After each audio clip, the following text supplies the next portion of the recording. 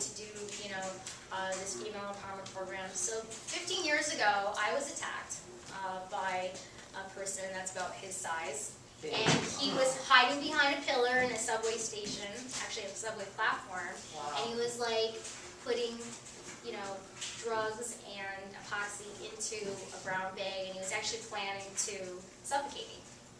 So, me coming from a small town, and I was coddled my whole life, I would never in a million years think that this would ever actually happen. Especially since I took Taekwondo for sport. I never took it thinking that I was going to use it for self-defense. And I was in Canada, so you always think like, it's a safe country. You never think that anything bad is going to happen. But I decided to, save my money, not take a $20 cab ride. I was going to take my $5 token to the subway station and take the last subway station at 2 a.m. and decided to just like stand in front of a subway like this, thinking about what homework I need to do the next day and not really thinking about my surroundings. And he was sneaking behind me, and he actually, I could see like a hand in a brown bag on my right hand side. I turned around, thinking like, okay, someone's invading my space. And maybe because of the Taekwondo experience I had where we learned how to respond right away, I turned around and I palm smashed his nose like a volleyball serve. Okay. And I actually broke his nose instantly, and his bridge of his nose actually went into his skull, and he started to bleed all over the place. It was very bloody, hit the back side of his head, knocked himself out, and at first, because it happened so fast, I thought I actually just attacked someone. I was really scared, thinking like, oh my God, I have a black belt. Chloroform or something? No, he just had epoxy, and he put like drugs, in a brown bag. So I didn't know what happened. It was so fast, and so I'm thinking like, oh my goodness, I think I just might have killed a person.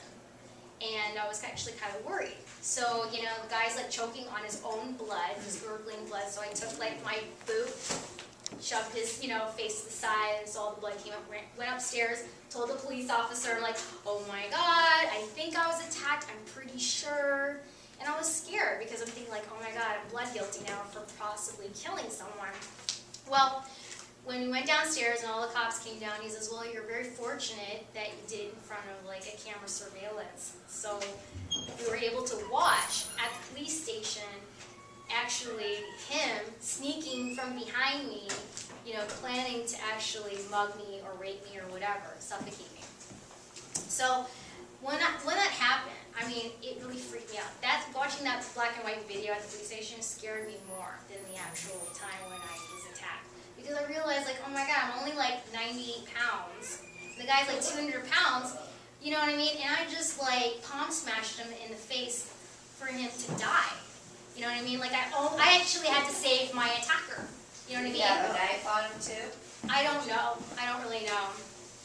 He might have. I don't know. So, anyway, so when I did that, I decided, like, I was going to spend the next, years learning self-defense. Like, get rid of Taekwondo. I want to learn more self-defense stuff. I want to learn things that would actually save my life. So that's why I decided to become a professional fighter, to see that if all these tactics would work. Because I am the smallest professional cage fighter in the U.S. So I figured, like, you know what? If I'm going to study all these self-defense tactics, that could save my life, I wanted to test it out.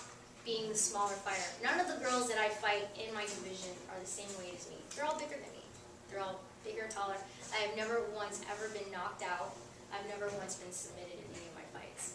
And to be honest with you, the last two girls that I fought, the last girl I fought, she's retired from permanent brain damage, and the last girl previously, her nose was broken. So, and they're like 15 to 20 pounds heavier. So the stuff that I, learned, with even using the legal stuff, but a lot of stuff that I used was proper footing, learning how to be more defensive, allowing the person to attack me. So I noticed like all the girls that I fight, they're like, oh, she's small, she's a fitness model, I'm just going to attack her out of fury. So I was trying to test a lot of the stuff that I utilize in my self-defense tactics in my training, and it worked. So a lot of stuff that you're going to learn today is kind of a little bit what I learned in my self-defense and what I actually use in my cage fighting. But A lot of stuff that I'm going to teach you today is totally illegal in the cage because you're not allowed to aim for the throat. You're not allowed to use a lot of palm smashing in certain organizations. So you're going to learn stuff that's more for the streets. Were you ever raped?